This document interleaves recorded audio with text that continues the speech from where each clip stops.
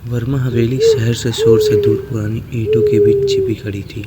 बाहर से देखने पर वह किसी भी दूसरे छोड़े गए मकान जैसी ही लगती थी, लेकिन अंदर कदम रखते ही ऐसा लगता था जैसे हर घर सांस ले रहा हो।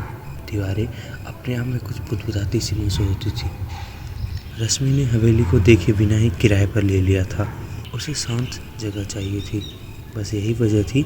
मोहल्ले वालों ने कुछ कहना भी चाहा, लेकिन रश्मि ने बात को हंसकर टाल दिया। उसे लगा लोग पुराने घरों की कहानी का तड़का लगाकर डराने की कोशिश कर रहे हैं।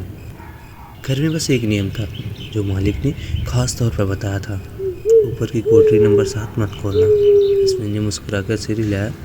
उसे लगा शायद कोई टूटी हुई जगह होगी। शाम से हवेली का रंग अलग हो जाता।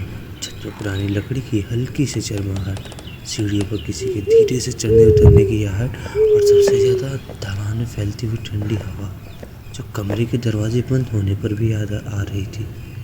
3 रात बीती, हर रात एक ही घटना होती। रश्मि को लगता कोई उसी कमरे के बाहर खड़ा है, और जैसे ही वह दरवाज़ा खोलती दालान खाली होता। दीवार की लाइट धीमी पड़ जाती और घर अपने आप शांत हो जाता। चौथी रात उसने पहली बार दालान के आखिरी सिरे पर किसी को खड़े देखा। एक परछाई, बिल्कुल स्थिर, बिना हिले। लेकिन जैसे वो पास गई, परछाई गायब हो गई। अब डर ने उसकी नींद में भी जगह बना ली थी। सुबह तक उसे उस कोठरी नंबर 7 की याद सता रही थी, जैसे कोई दरवाजे के पीछे से उसे बुला रहा हो, एक धीमी सी फुसफुसाहट में। रश्मि ने खुद को समझाया कि यह सब वहम है, लेकिन रात होते ही दबाव बढ़ जाता। जैसे घर में एक जगह ऐसी है जो जाग रही है, बाकी सब सो रहे हैं। अंत में 7वीं रात को उसने हार मान ली। हाथ काँप रहे थे, लेकिन मन में एक अजीब सा खिंचाव था। वो सीढ़ियाँ चढ़कर कोठरी नंबर 7 के सामने गई। दरवाजे पर बहुत हल्की धूल थी, जैसे कई सालों से किसी ने उसे छुआ ना हो। उसने कुंडी उठाई, दरवाज़ा धीरे से खुला। अंदर अंधेरा नहीं था, बल्कि हल्की नीली रोशनी फैली थी, जैसे दीवारें खुद चमक रही हों। कमरे के बीचों बीच एक लकड़ी की पुरानी कुर्सी रखी थी, और उस पर कोई बैठा था। रश्मि जैसे जम गई।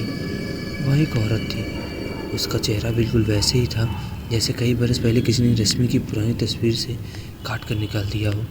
वह औरत मुस्कुराई और उसी आवाज़ में बोली, जो रश्मि अक्सर अपने सपने में सुनती थी, मैं यहाँ हमेशा से ही हूँ, तुम ही देर से आई हो। रात भर हवेली शांत रही। सुबह पड़ोसियों ने देखा कि कोठरी नंबर 7 फिर से बंद थी, पर इस बार कमरे की दूसरी ओर से कुंडी लगी थी। वह रश्मि